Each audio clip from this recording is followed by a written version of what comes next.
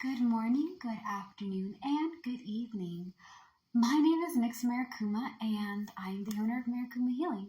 Today we are on part 3 of our Air Signs June reading. Alright, we are going to talk about healing because, again, you guys are going to be overcoming victimization and giving up. This is represented by the Ten of Spades. And your major accomplishment is spiritual growth and satisfaction. So there's been some things, air signs, Gemini, Libra, Aquarius, that you guys have not let go of, okay? Now, you may look at me and be like, I'm totally healed. This isn't for me. Like, some of your reading is okay. Like, some of the things I say is going to get to some of you guys. To some other people, this may be 100%.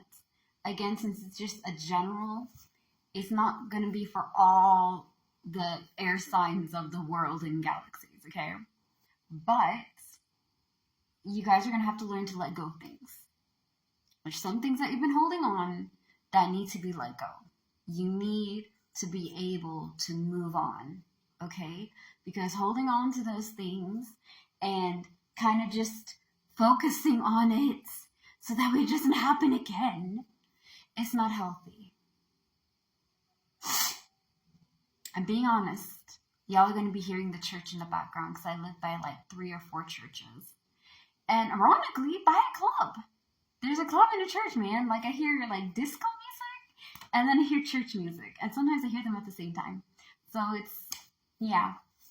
Anywho, like I was saying, there's some things y'all got to let go. So, victimization. When we are victimizing ourselves or when we are being victimized, we are being hurt, okay? When we are constantly going through that pain, right? Whether it was something from the past, whether it's something recent, or whatever, we are not able to let go of it. Your past is to teach you things, your present is to give you opportunities, and your future is what you make of it, okay? The same way I'm reading these cards, it doesn't have to be something that like, oh, if I don't heal, I'm going to have bad things happen to me. No, you're just going to have a lot more trouble. You know what I mean? Like, spiritual growth is all about embracing our shadow self. Okay, you guys can kind of see me. Down here, right where your pelvis is, if I'm correct, is somewhere around that area. Your pelvis holds your lower self, okay? Your inner child, your insecurities, your shadow self. Right above your head, not on here. It's not there, okay? It's right above your head, is your higher self. Your higher self see things before, like they see far ahead. There's great infinite cosmic wisdom. It is your more, I guess, not the best version of you. I wouldn't say that. I would just say like your higher self is more of like, think about yourselves, right? Your lower, middle, and higher self as people, like age. Your lower self is your inner kid, right? So your childlike whimsy and things of that nature. Your middle self is kind of like a young adult-ish teenager kind of thing. Like you're figuring things out.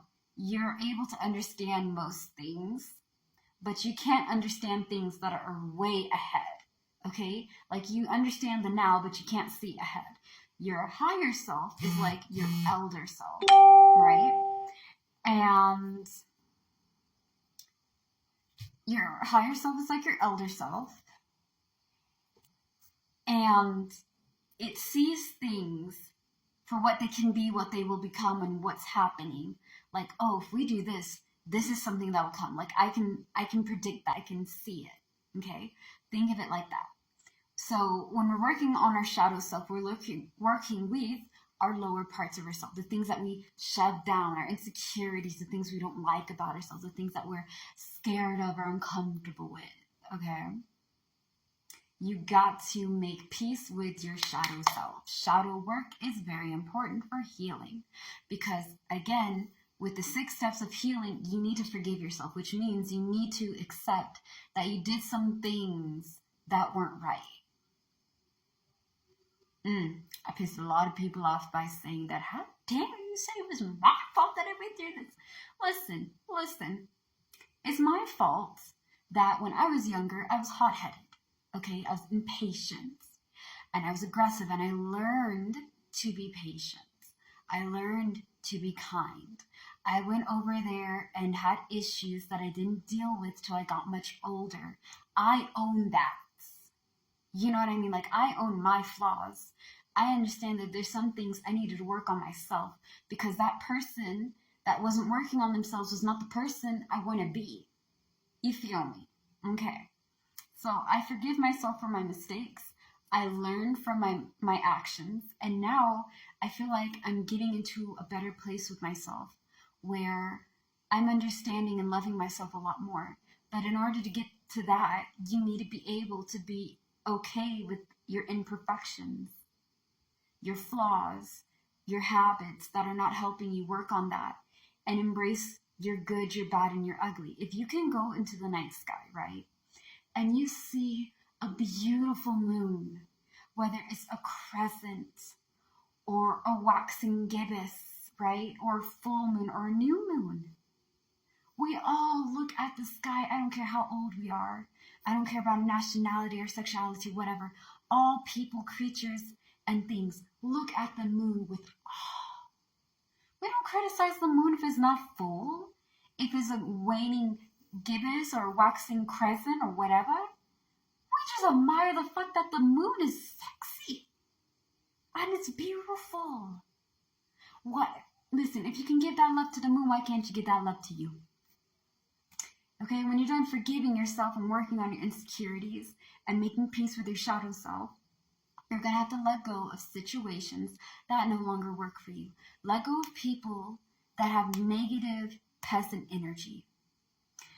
Peasant energy is people with low energy that refuse to change, that always complain, that are always miserable, and instead of trying to do something about it, trying to go over there and work on something, they just sit there and mope all day. Okay?